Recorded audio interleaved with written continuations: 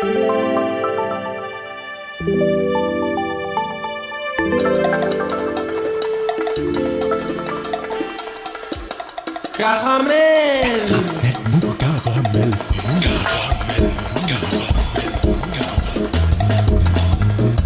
Caramel. Mou. Caramel. Caramel. Mou.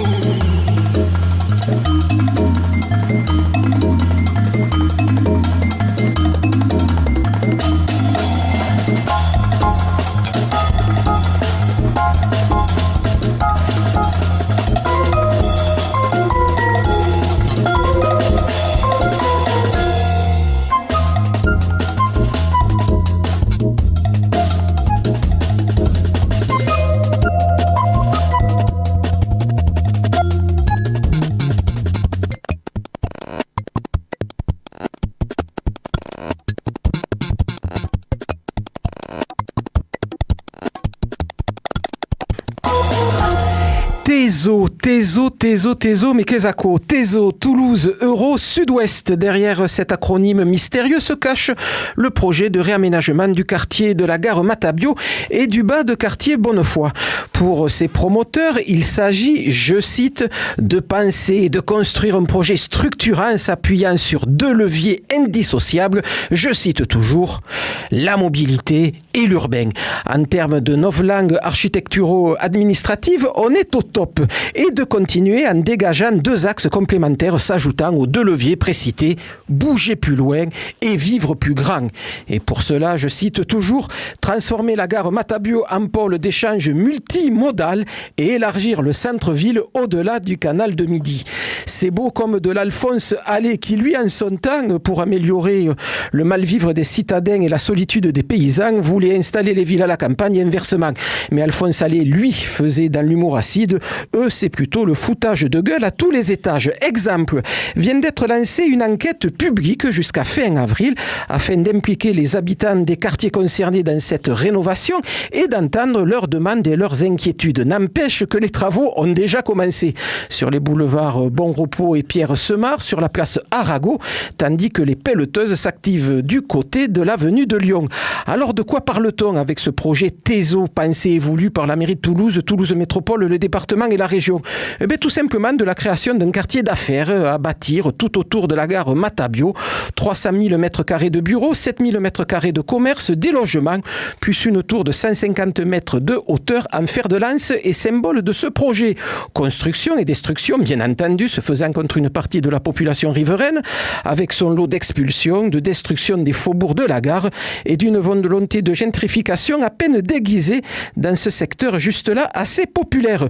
Un comité de quartier anti-Tezo a été monté, les grues sont déjà installées. Affaire donc à suivre. Salut les filles, c'est Joe Kangourou pour un nouvel épisode de Caramel Mou saison 30 réalisé par Jérôme. Un peu essoufflé, Joe Kangourou aujourd'hui, il vient de courir son petit 100 mètres, il y a des embouteillages partout du côté de Montaudran, accident, des ambulances partout. Si vous êtes sur la rocade, changez vite et sortez dès que vous le pouvez. Dans un instant, notre bon professeur Thibaut sera de retour, mais lui aussi doit être coincé sur la rocade, sera de retour à ce micro avec un film qui sent déjà le soufre, porno holocauste, séquence, attention les yeux, veuillez éloigner s'il vous plaît les enfants du poste. Et puis je recevrai Guillaume Lopez, saxophoniste, chanteur, flûtiste, chef de bande, musicien entremêlant Espagne, Occitanie, Maghreb, jazz et musique traditionnelle, multipliant les expériences, les projets, les formations, les rencontres. On l'a ainsi vu jouer avec Kiko Ruiz, les Ogres de Barbac, Cyril Brotteau, Laurent Guiton, Thierry Roch, entre autres. On le verra jouer demain soir à Plaisance du Touche à l'Onyx, le répertoire qu'il a écrit pour rappeler la sombre période de la retirada. Cette retraite vers la France des républicains espagnols, défait par Franco, retraite doublement dramatique puisqu'à peine passé la frontière, ils connurent pour la plupart l'enfer des camps de rétention à la française. Argelès, Rivesaltes, Marseillan, Noé, lieu de triste mémoire. Guillaume Lopez sera donc avec moi pendant une quarantaine de minutes, histoire de faire mieux connaissance. Et pour lancer la discussion. Il a même amené des disques qui lui sont chers. Il a même rameuté quelques musiciens qui lui sont chers aussi dans ce studio. Musique vivante donc à prévoir d'ici la fin de l'émission. Mais on va commencer comme d'habitude par la nouveauté de la semaine. Après avoir été sur scène Andrew Richards, guitariste, compositeur et chanteur d'Uniform Mission, le voilà, le jeune homme qui refait surface en solo sous le nom cette fois de Richard Andrews. Inversion de patronyme pour changement de paradigme. Après le chatoiement des sonorités d'Uniform Mission, on baigne ici dans un univers plutôt intimiste, doux et fragile. Une voix plutôt androgyne pour un album décrivant un monde partant en vrille. Richard Andrews, False Memories, extrait de The Golden Fascination. Son premier album solo, c'est sorti vendredi dernier, c'est Caramel Mou, et c'est tant mieux.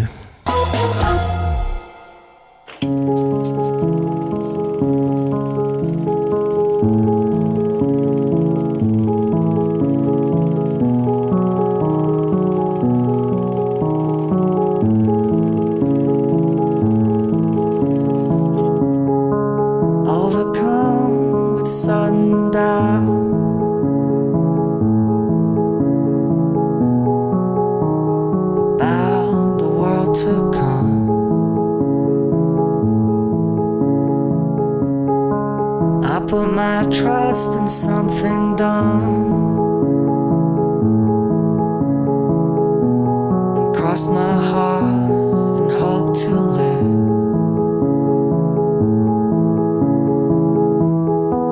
like the photo on the wall as it was before. You're not around. All my memories were false, hiding in my head.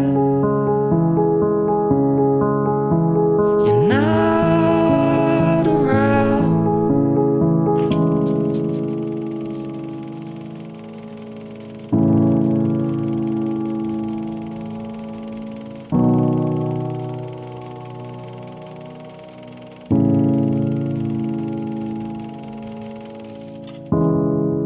Overwhelmed with sudden song,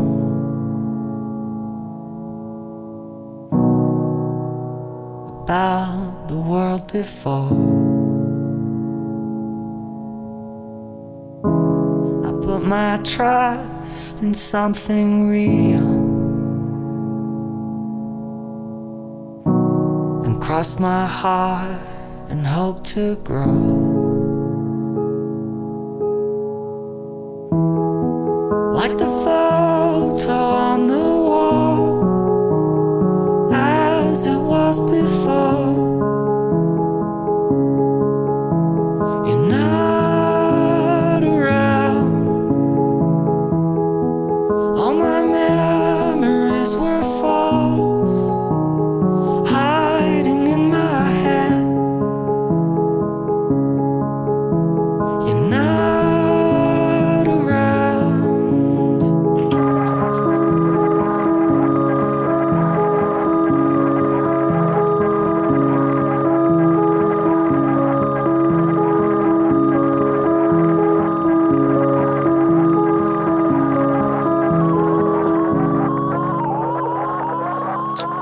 Guillaume Lopez, bonsoir. Bonsoir. Guillaume Lopez, je le disais en début d'émission, un homme plutôt multiple qui change d'univers musical assez rapidement, passant d'une ode à l'Occitanie à une collaboration avec les Ordres de Barbac, comme la tournée que vous avez pu faire l'année dernière avec eux, ou s'attaquant à quelques standards de la musique maghrébine. Quand je dis standard, je pense à cette Nouba que vous avez enregistrée dans un précédent album, Nouba, qui est une forme plutôt classique de la musique arabe, et c'est vrai que sur 7-8 minutes, vous en relisez, vous en revisitez tous les tenants et les aboutissants, et puis on vous a vu aussi partir sur des morceaux plus jazz, sur des morceaux plus espagnols. Il y a ce projet sur la retirada dont on parlera dans le courant de cette émission. Qu'est-ce qui vous fait comme ça bondir d'une rive à l'autre de la Méditerranée, puisque quand même le point commun de tout ce trajet artistique, ça reste quand même la Méditerranée? Oui, mais j'essaye de modestement de faire une musique qui ressemble à mes goûts et à mon histoire personnelle. Moi, je suis né à Toulouse d'une famille espagnole, donc du coup, j'ai appris par hasard l'existence de cette langue occitane au lycée. J'aime bien raconter cette anecdote parce que je suis passé en première littéraire au lycée du Mirail et j'avais le choix entre mathématiques et occitan, et la professeure de mathématiques m'a conseillé de prendre occitan. Donc, du coup, elle avait du flair. Ben ouais, donc je dois peut-être ma carrière musicale à ma prof de maths du lycée. Donc merci à Madame Coste.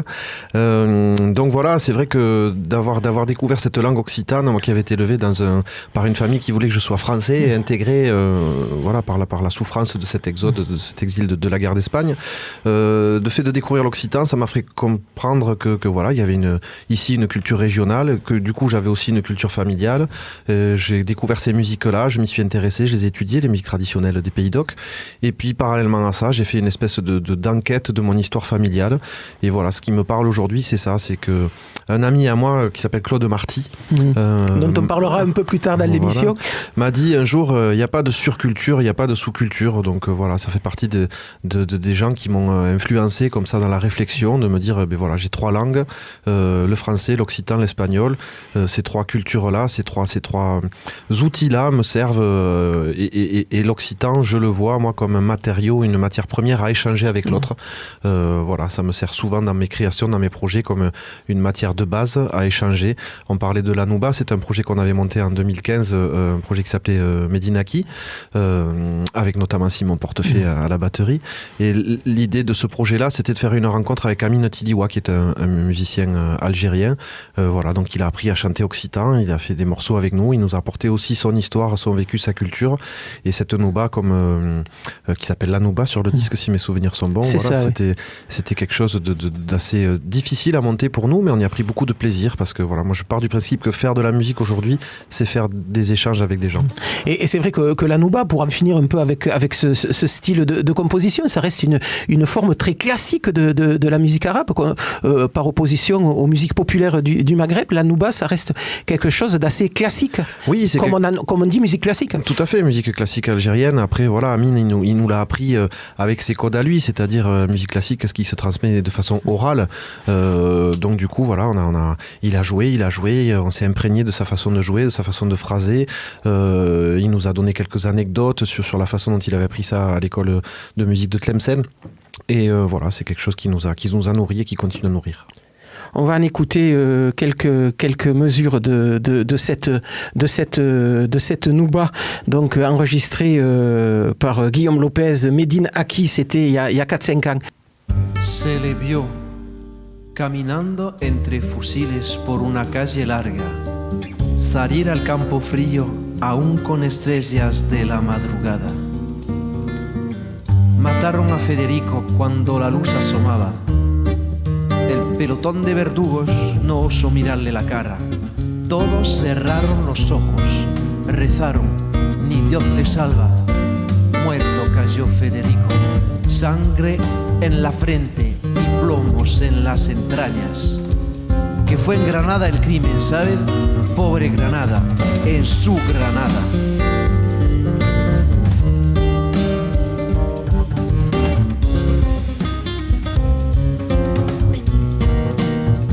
Se le vio caminar con ella, sin miedo a su guadaña. Ya el sol en torre y torre, los martillos en yunque de las fraguas. Hablaba Federico, requebrando a la muerte ella escuchaba. Porque ayer en mi verso, compañera, sonaba el golpe de tus secas palmas y diste el cielo a mi cantar y el filo a mi tragedia de tu de plata. Te cantaré la carne que no tienes, los ojos que te faltan, tus cabellos que el viento sacudía, los rojos labios donde te besaban. Hoy, como ayer, gitana, muerte mía, que bien contigo a solas por esos aires de Granada, mi Granada.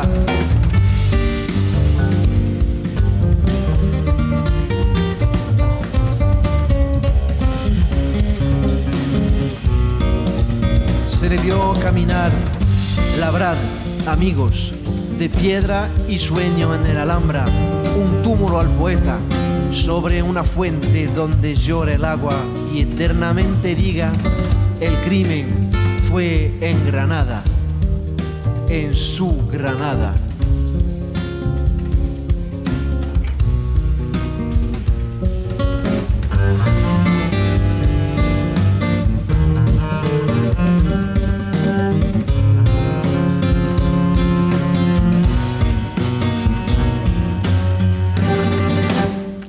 Voilà, on n'a pas écouté la Nouba, mais on a écouté un morceau extrait de ce projet, la Retirada, que l'on pourra écouter demain soir à l'Onyx, à Plaisance du Touche.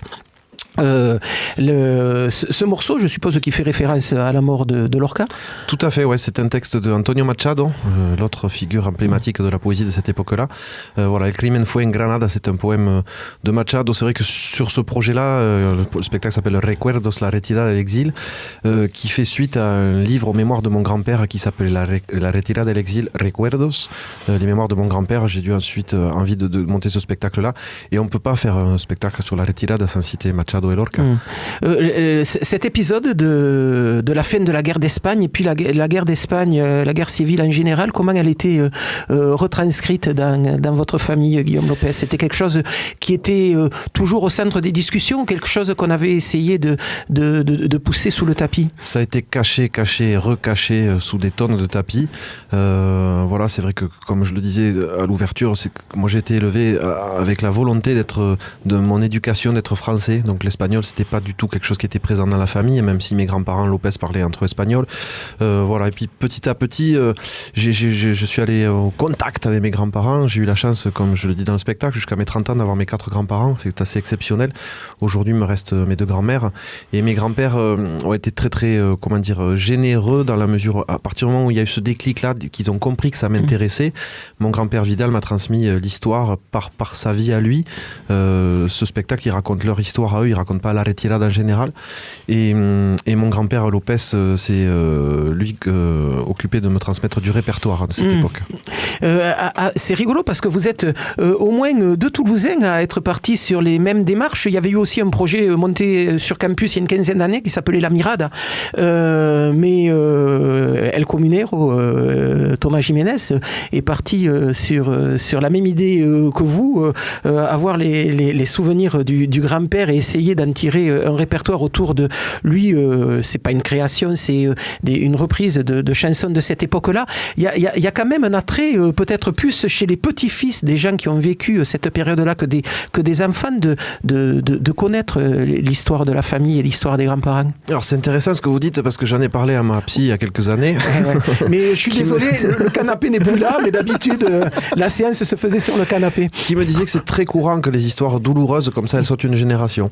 Voilà, c'est vrai que mes parents n'ont pas été dans l'information de cette histoire-là, et mon frère voilà l'a su par moi. Mes cousins cousines, je sais pas si ça les intéresse, c'est quelque chose dont on parle pas entre nous.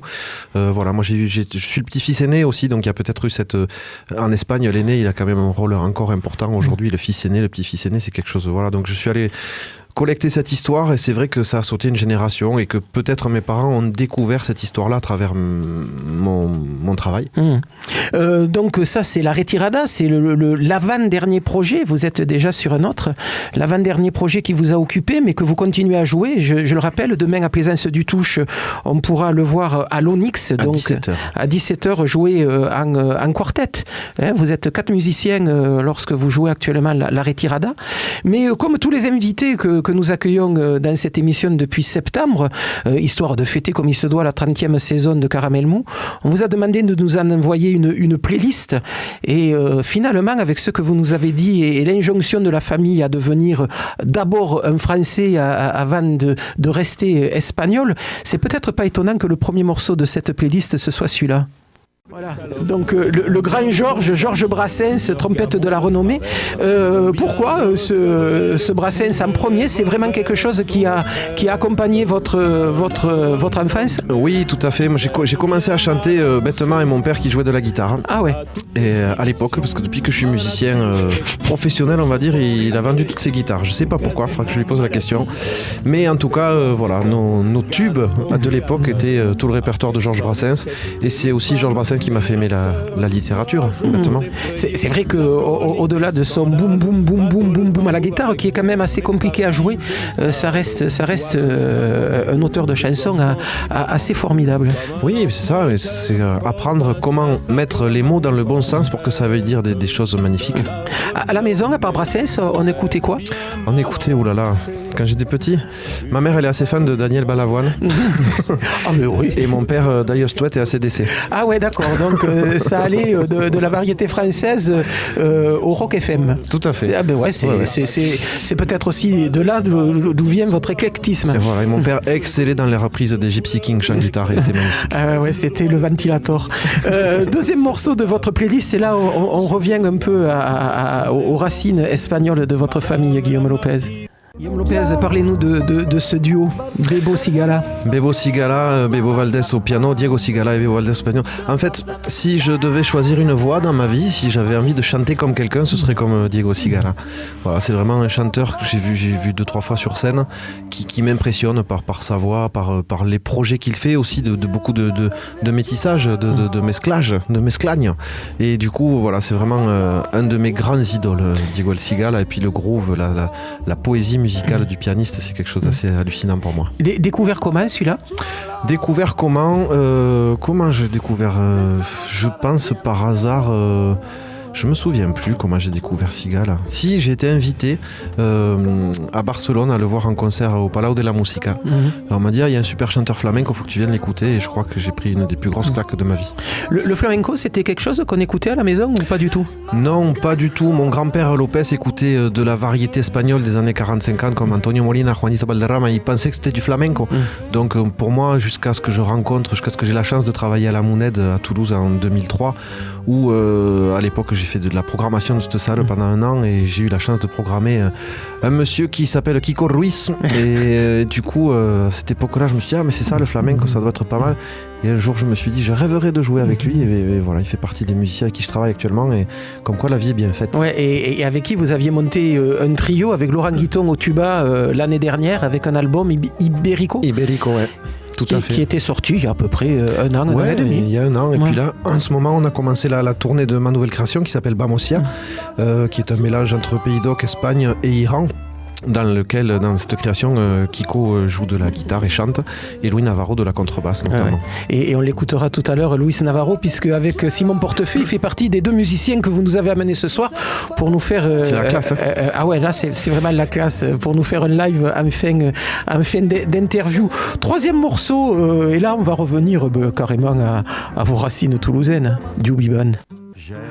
Quand on aura fini la saison, la 30e saison de Caramelmo, je vais faire des statistiques et je suis sûr que dans les statistiques que je ferai à ce moment-là, dans les 2 premiers morceaux que régulièrement les musiciens invités ici nous donnent, il y a Nougaro et il y a Brassens. Et Nougaro, évidemment, pour un Toulousain, ça reste quand même un passage obligé, non? Ouais, mais que dire, moi j'écoute ça, j'ai les larmes qui montent, quoi. C'est simplement beau, parfait, magnifique, voilà, c'est... la classe. Découvert tard ou pareil, des choses qui ont bercé un peu votre adolescence par l'intermédiaire de la radio ou de l'école, puisque c'est quand même Nougaro, quelqu'un qu'on a étudié très tôt dans les écoles, surtout de ce côté-ci de la Garonne. Oui, alors je l'ai pas étudié à l'école, découvert par l'intermédiaire de la famille. Voilà, la première chanson que j'ai entendue c'est Toulouse. Donc moi, je dis tiens, il y a un copain qui est de la même ville que moi, c'est sympa. Mais voilà, ce sera un des plus grands regrets peut-être de ma vie, c'est de ne jamais l'avoir vu sur scène. Effectivement, je confirme, c'était des grands moments. C'était vraiment des grands moments.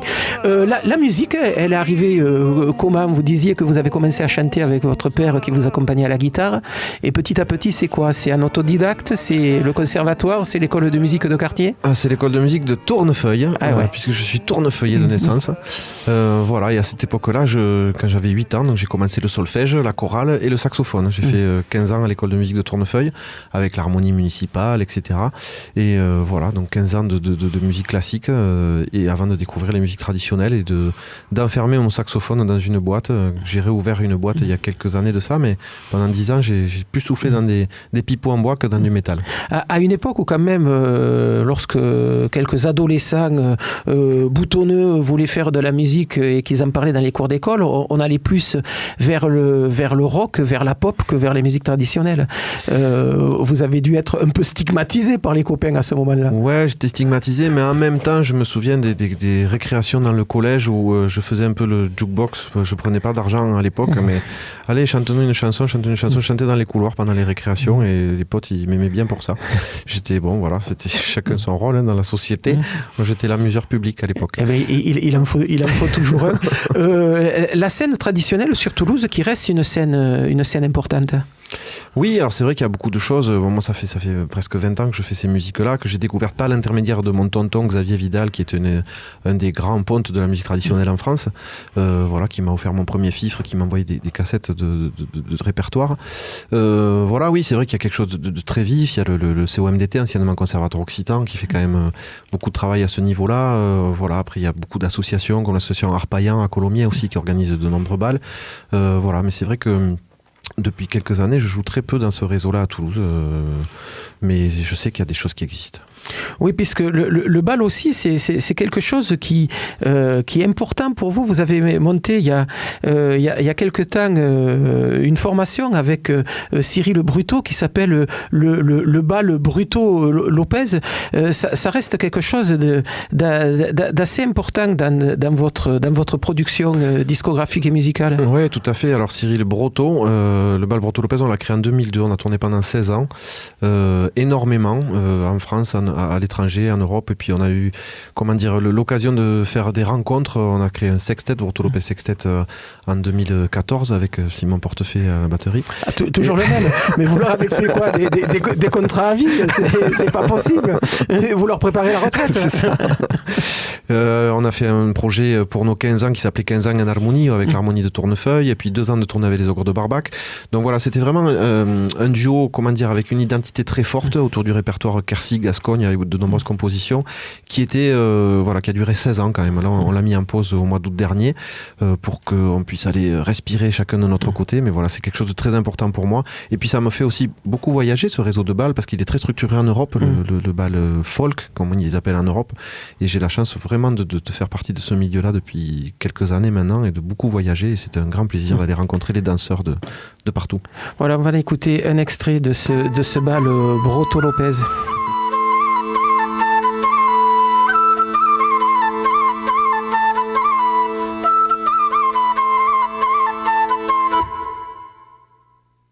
La danzare più la vorrei d'Auvergne, la danzare più non sono più. La danzare più la vorrei d'Auvergne, la danzare più non sono più. Non fare maduba, non violon del violonaire, non fare maduba, pesce a tornare in danza catacata, non fare maduba, non violon del violonaire. Guillaume Lopez, on va revenir un peu à votre playlist et le prochain morceau qu'on va écouter, on va l'écouter tout de suite, vous nous en parlerez juste après.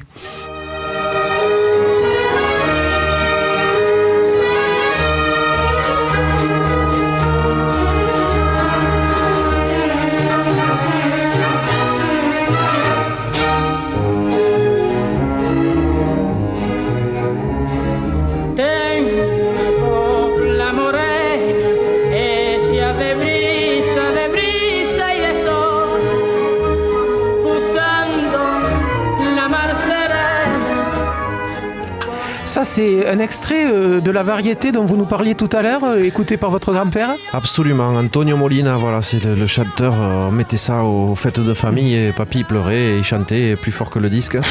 Voilà, c'est vraiment, quand j'écoute ça, je suis plein d'émotions, de nostalgie. Je pense à eux, je pense à l'Espagne et voilà, et puis techniquement, vocalement, c'est assez surprenant, mais je suis assez fan. À vous écouter, on a l'impression que quand même la musique a été quelque chose d'assez présent important dans l'histoire et dans le quotidien de la famille. Oui, c'est vrai que voilà, mon père et mes oncles avaient un groupe ensemble. Alors, mon père a arrêté la musique, mais j'ai encore deux de mes oncles qui sont musiciens. Rémi Vidal qui est batteur, Xavier Vidal qui est musicien traditionnel, on va dire, et enseignant de cette musique-là. Voilà, mon grand-père Lopez chantait tout le temps et beaucoup. Ouais, c'est quelque chose qui a baigné vraiment notre... Puis je vois après des cousins qui faisaient de la musique aussi. On faisait beaucoup de concerts pendant les repas de famille. Oui. Donc quelque chose qui facilite aussi l'entrée progressivement dans la carrière, comme on dit. Oui, voilà, c'est vrai. Mais c'est vrai que aussi... voilà, je pense que j'étais le premier de la famille à vivre exclusivement de la musique et que ça a dérouté pas mal la famille aussi parce que ça devait rester au départ un loisir et pas quelque chose qui permette de vivre. Ouais, et puis dans ce milieu-là, on ne peut pas y arriver, c'est bien connu. Allez, déroulons tranquillement votre playlist. Prochain morceau, c'est celui-là, plutôt surprenant. Quand j'ai vu qu'il était calé à une 6e position de votre liste, je me suis dit, tiens, c'est étonnant, mais vous allez m'expliquer pourquoi. Je ne vais pas vous le cacher, Guillaume Lopez, je pense bien que c'est la première fois que dans cette émission on passe du Francis Cabrel, même si lorsque j'étais adolescent, les yeux à mourir m'ont fait fondre, mais c'était il y a bien longtemps. Mais Francis, pourquoi cette chanson ? Bon, déjà Cabrel, ça faisait partie aussi de la musique qui passait à la maison. Et ce morceau-là, on ne peut pas l'écouter jusqu'à la fin, mais c'est le morceau qui m'a fait aimer l'accordéon. Ah ouais. Qui est une des passions de ma vie. Non, je ne sais pas du tout en jouer, mais je pense que j'ai joué avec énormément d'accordéonistes et que c'est pas fini. Je disais Thierry Roch Brotto aussi, qui est un accordéoniste. Brotto, et puis figurez-vous que quand j'écoutais ce morceau quand j'étais petit, que je sautais sur mon lit par le solo d'accordéon qui est à la fin, et j'ai appris quelques années plus tard que l'accordéoniste qui joue sur ce morceau, c'est Thierry Roch. Ah oui, voilà. Oui, t'es d'accord. Donc du coup, la boucle est bouclée. Très bien, allez, prochain morceau. Alain Leprest, sans doute le plus grand chanteur méconnu de ces 20 dernières années en France, adoré, déifié par tous les chanteurs français et vraiment complètement méconnu du grand public. Ouais, j'ai pas compris non plus. Alors Alain Leprest, je l'ai... connu par l'intermédiaire de Thierry Roch, dont on parlait tout à l'heure, parce que quand il y a le disque Chez Leprest qui est sorti genre 2-3 ans avant sa mort, Thierry faisait la tournée avec lui et du coup j'ai pris une claque sur le texte, la façon d'écrire. J'ai eu la chance de le voir 2 fois en concert. Voilà, ça reste pour moi un des plus grands poètes contemporains. Une façon d'écrire qui est effectivement assez particulière, avec une utilisation des mots très précises, avec une façon de versifier, j'allais dire, qui a rien à voir avec la versification traditionnelle. C'est quelque chose qui peut vous inspirer, parce que vous, en plus de la musique, vous écrivez aussi des textes. Ouais, alors j'écris en occitan depuis très longtemps pour faire du bal, et depuis ma rencontre avec les Ogres, je me lance à écrire en français dans mes nouveaux spectacles. Mais voilà, est-ce que comment écrire en français bien quand on admire des gens comme Leprest et Nougaro ou Brassens, je sais pas. Il est compliqué. Voilà. Donc du coup, je me nourris de ces gens-là pour peut-être avant ma mort essayer de faire une chanson qui arrive au 10e de leur capacité. Oui, être aussi humble, non, là, ça confine presque à la maladie, Guillaume Lopez. Vous parliez des orgues de Barbac, on les retrouve tout de suite. Eux aussi, ils font partie de votre liste. Dans les Ogres, finalement, on tourne autour depuis que l'interview a commencé. Les Ogres, 25 ans de carrière, 25 ans complètement indépendants. C'est eux qui diffusent leur musique, qui l'écrivent, qui s'occupent des concerts, de louer le chapiteau ou la salle de spectacle. Chez eux, tout le monde est payé pareil, que ce soit les musiciens, les membres des Ogres. Les Ogres, c'est une fratrie de frères et de sœurs. C'est vrai qu'il y a ce sens du partage, de l'égalité dans ce projet qui depuis 25 ans connaît le succès, alors là pour le coup grand public, sans pour autant connaître les sunlights des télévisions ou des radios. Oui, voilà, mais ça fait partie des trucs bizarres dans ce métier, non, quand même, à mettre sur le niveau de Leprest, peut-être, dont on parle à l'instant. Ouais, c'est des amis, c'est des gens que j'aime rencontrer, c'est des gens avec qui j'aime travailler, qui m'apprennent beaucoup, surtout sur leur côté pro, sur leur côté sympa, sur leur côté, comme vous disiez à l'instant, de tout gérer tout seul, mais que ça marche et que ça fonctionne. Voilà, ça fait partie des gens que j'adore sur cette planète et c'est important de travailler avec des gens qu'on aime. Et vous avez tourné avec eux, donc avec Cyril Broto aussi. Il y a un album en public qui retrace et qui se fait un peu l'écho de cette collaboration. Comment en êtes-vous arrivé à collaborer avec Guillaume Lopez? En fait, j'ai rencontré Sam Burguière, l'aîné de la fratrie, il y a une dizaine d'années à Capestan dans l'Aude, puisqu'on fréquentait beaucoup ce village l'un et l'autre à cette époque. Et puis voilà, il a rencontré ma musique, ça l'a intéressé, donc il m'a invité sur des albums. J'ai fait quelques apparitions sur des albums des Ogres depuis une dizaine d'années, jusqu'à ce qu'on sorte l'avant-dernier Broto Lopez, où on a dit allez, on vous rend l'appareil, venez s'il vous plaît, venez chanter avec nous. Et puis à la suite de cet enregistrement, on a dit tiens, montons un spectacle ensemble. Donc on a fait 2 ans de tournée, 2 ans de tournée, qui se sont très bien passés. Gros spectacle, salle pleine à chaque fois, aussi bien dans les domaines des musiques traditionnelles que des musiques actuelles. Voilà, et puis là ils viennent de sortir un nouvel album, ils repartent en tournée et je repartirai avec eux. J'ai la chance d'être réinvité par eux à partir du mois d'octobre pour 1 an de tournée avec eux. Voilà, et donc le temps que les Ogres terminent, on en arrive au morceau suivant, là aussi des Toulousains, et je ne vous connaissais pas cet intérêt pour le hip-hop. C'est vrai que de temps en temps dans le phrasé de vos chansons on peut le retrouver, mais pourquoi Big Flo et Oli? Alors en fait c'est encore une histoire assez bizarre. J'étais il y a 2 ans de ça, on a fait la cave poésie avec Kiko à Toulouse pendant une semaine, et puis on mangeait en terrasse devant la cave po, et puis il y a Oli qui est passé à ce moment-là et Kiko l'a interpellé pour lui dire je connais bien ton père, je travaille avec toi, bravo les gars. Alors il me dit c'est Oli de Big Flo et Oli.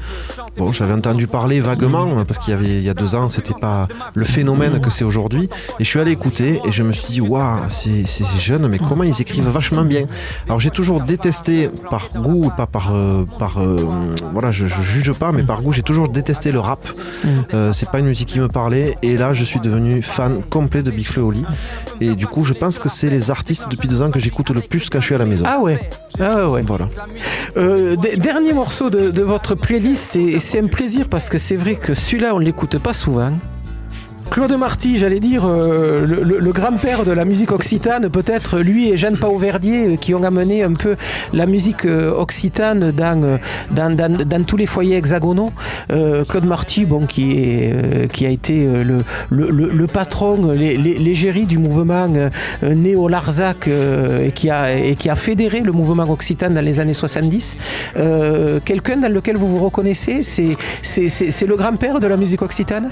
C'est le grand-père de la musique occitane, ça c'est sûr, c'est le guide de beaucoup de gens. Moi, il fait partie de... C'est compliqué de faire une playlist de 10 morceaux en sachant, enfin voilà, en notant tout ce qu'on aime, mais Claude Marty fait partie de ces gens qui pour moi ont été importants dans le discours et la façon de voir le monde, à l'instar de Éric Frage, à l'instar de Alem Suré-Garcia, le poète toulousain que vous avez rencontré, qui est un peu à l'origine de votre vocation.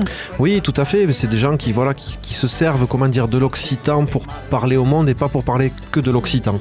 Et moi c'est ça qui m'intéresse quand on a une langue régionale, c'est d'essayer de dire des choses qui parlent à tout le monde, et pas de parler de l'entre-soi, de mon pays se meurt, de ma langue, voilà. Alors Claude il a eu cette période-là avec des poésies magnifiques comme vous en parlez d'un pays que volbir, etc. Mais voilà, c'est en même temps des gens qui sont conscients aussi de leurs origines espagnoles, du fait qu'il n'y a pas de sous-culture comme on disait en début d'émission. Et voilà, ça fait partie pour moi des maîtres à penser, je veux dire.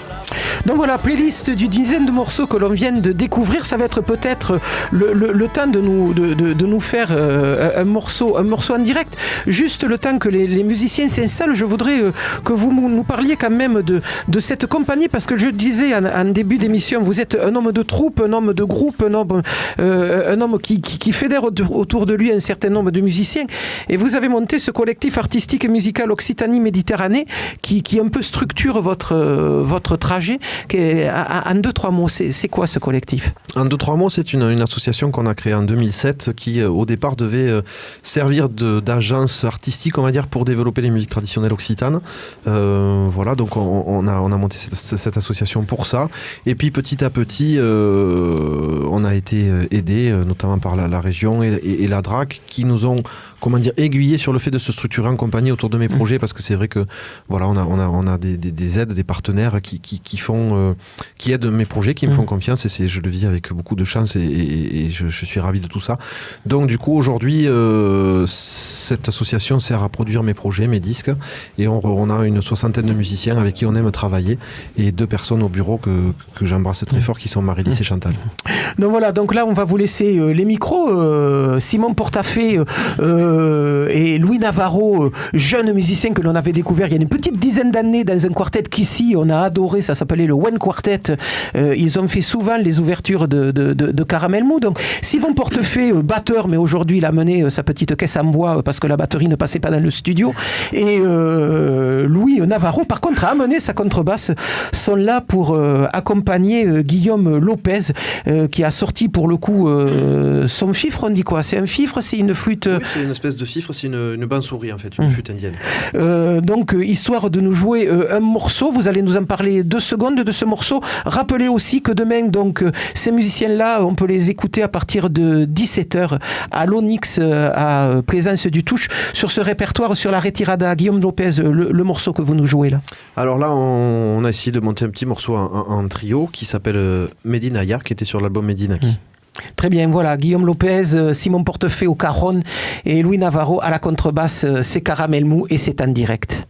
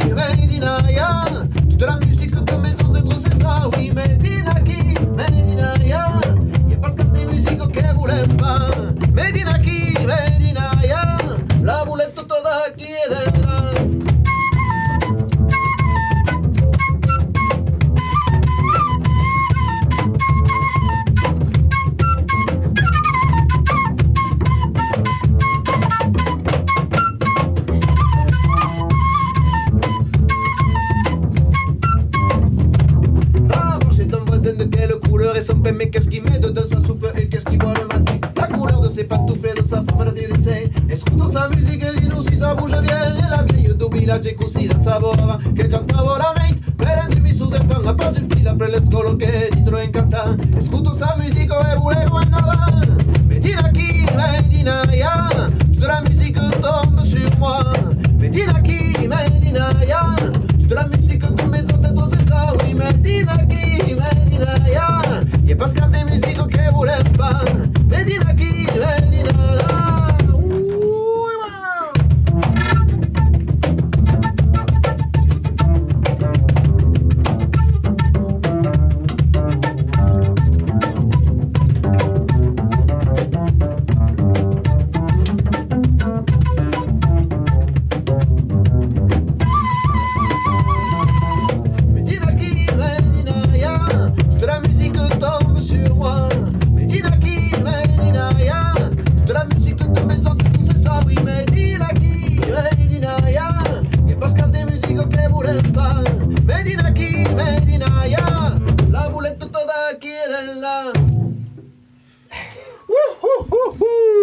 Voilà, c'était donc Guillaume Lopez, Simon Portefait au caron et Louis Navarro à la contrebasse, donc pour ce morceau joué en direct pour Caramel Mou et qui clôt cette discussion avec Guillaume Lopez.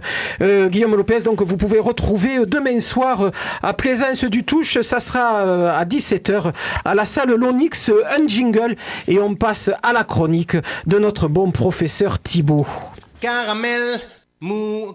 Ce soir, sur la place, grande séance de cinéma avec le célèbre et audacieux Jim Parker et son cheval Dixie, de l'aventure et des galopades dramatiques avec les cavaliers du Far West. Oh, Jim. Daphne, I love you. Professeur Thibault, bonsoir. Hola, ¿qué tal? Bien. Petit café de la FMA. Ouais, je vois que les souvenirs de vos cours de 5e en espagnol sont encore très vivaces dans votre petite tête. Vous avez vu? Ouais. C'est pas être bilingue, ça. Ah ouais, mais ça c'est vraiment... Par contre, qu'apprends-je, que viens de comprendre le plaisir que je pensais m'offrir depuis une quinzaine de jours va être encore différé, mais c'est quoi cette histoire? Écoutez, j'ai eu ce qui arrive toujours dans les plus grands moments, j'ai eu un problème technique. Aïe. Si vous voyez ce que je veux dire. Et Dieu sait qu'on sait qu'est-ce que c'est ici, les problèmes techniques. Exactement, tout à fait. Donc voilà, alors donc je pas suis... de porno holocauste ce soir. Alors non, pas de porno holocauste, alors qui est un film que j'ai déjà vu, malheureusement. Et je pourrais vous le faire avec très peu de souvenirs, mais j'ose pas en fait, parce que j'aimerais bien que ce soit vivace. Ben voilà, donc alors prenez le temps de le revoir et vous nous en parlerez la prochaine dans 15 jours, dans 3 fois. semaines, peut-être que voilà, vous allez apprendre plus sur Porno Holocauste, dont je ne résiste pas à relire le résumé. Encore une fois, un groupe de chercheurs constitué du docteur Lemoire, du couple de biologistes Ken et Simone Keller, de la doctoresse Annie, d'un marin et d'une comtesse nymphomane, s'embarque pour une île tropicale afin d'effectuer des travaux scientifiques. Arrivé sur les lieux, il constate les dégâts occasionnés par les derniers essais nucléaires. Mais le pire reste à venir.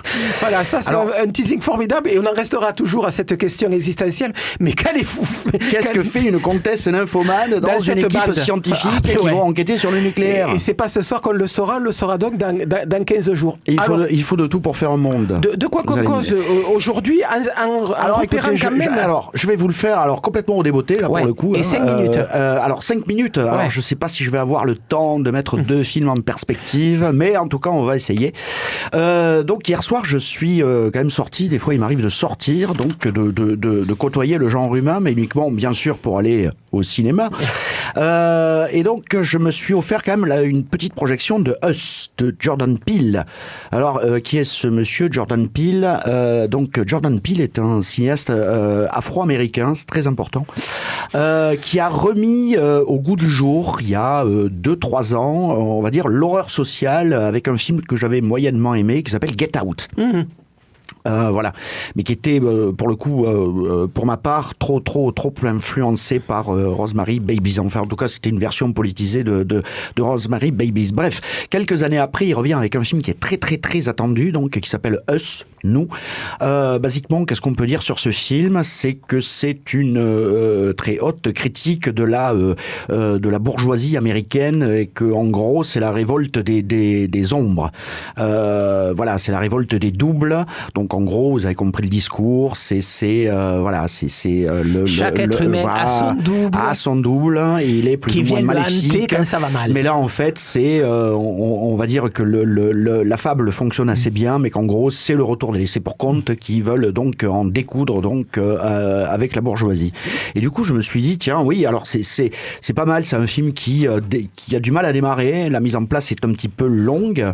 Il y a à peu près 1 heure dans le film qui est absolument formidable, qui fonctionne un peu comme un home invasion, c'est-à-dire imaginez que des gens comme vous, un double quelque part pas totalement fini de vous et votre famille, essayent en fait de vous remplacer. Enfin, c'est l'horreur. Voilà, c'est surtout l'horreur pour eux. C'est l'horreur pour eux, mais c'est vrai que c'est assez. Moi, j'aime bien parce que le thème du double, c'est quelque chose qui hante le cinéma fantastique quasiment depuis ses débuts. Enfin, ça revient tout le temps, etc. Et puis Jordan Peele fait l'erreur de vouloir à un moment donné tout expliquer, d'où viennent ces doubles, etc. Alors là, je vous avoue qu'on rentre dans une explication un petit peu fumeuse. D'ailleurs, j'ai absolument rien compris, donc je vais pas m'étaler sur ça. Et alors, j'étais là un petit peu déçu à la sortie du cinéma, mais aussi, j'étais aussi content quand même d'avoir vu cette bonne heure là comme ça de tension. Et à un moment donné, je me suis dit, finalement, c'était peut-être mieux avant. Ah ben ouais. Et alors, c'est comme ça que vous êtes. Eh ben ouais. Et pour le coup, alors je me suis rappelé d'un film formidable qui s'appelle Society, dont j'avais déjà parlé ici, d'un film qui date de 1992 et qui lui n'explique absolument rien, mais par contre qui a un propos beaucoup plus vindicatif que Us de Jordan Peele. Donc Society, qui est un film de Brian Yuzna, donc comme je l'ai dit, qui date de 92. L'histoire est très simple. C'est un jeune garçon qui vit dans la haute société de Beverly Hills. Donc un milieu foncièrement détestable. Tout est fait pour qu'on le déteste. Tout le film, d'ailleurs, Society, est filmé presque comme un comme un épisode de la série télé Beverly Hills. C'est un film qui est assez homogène sur ça, c'est assez incroyable. Et donc ce jeune garçon découvre en fait que ses parents ne sont peut-être pas ses parents et que ses parents ont des espèces de perversions, somme toute très très perverses et très très bizarres. Et ce jeune homme en fait va découvrir cette grande et haute société de Beverly Hills qui sont composés d'avocats, de dentistes, d'hommes politiques, etc. qui se réunissent, on va dire peut-être une fois par mois, comme ça, pour organiser des espèces de parties fines, voilà, des espèces de partouzes comme ça, où ils ont une espèce de jeu qui est très amusant pour eux, c'est-à-dire qu'ils vont capturer des pauvres et ils vont digérer les pauvres. Alors, dit comme ça peut paraître un petit peu bizarre, mais je vous garantis, c'est un film complètement incroyable, complètement influencé d'ailleurs par l'œuvre de Salvador Dali. Imaginez les montres molles, mais sous forme de corps, en train de digérer d'autres corps qui sont le corps des pauvres. Et ça, c'est absolument formidable. Et ce qu'évite Brian Yuzna, l'erreur que fait Jordan Peele, c'est-à-dire que Brian Yuzna, lui, il n'explique rien. C'est des films qui sont ancrés dans la réalité. Les deux d'ailleurs fonctionnent un petit peu de la même manière au niveau de la dramaturgie, c'est-à-dire on ancre ça dans la réalité et une fois que c'est ancré dans la réalité, il n'y a pas besoin d'expliquer. On s'en fout puisqu'on a accepté le postulat ou on l'a refusé. Et si on l'accepte, c'est absolument merveilleux parce que du coup Society n'est absolument pas du tout expliqué. Donc du coup, ça prend l'effet d'une charge politique puisque finalement et très bizarrement, c'est un film américain, mais finalement, c'est peut-être un des premiers films d'horreur marxiste, mais véritablement marxiste, de l'histoire du cinéma. Oui, alors, n'oubliez pas Carpenter. Oui, mais Carpenter n'est pas marxiste. Hein. Là, je vous rassure, on pourra longuement discuter. Il en est même très très très loin, bien qu'il se soit un cinéaste très très politisé à certains moments, hein, mais pas à tous.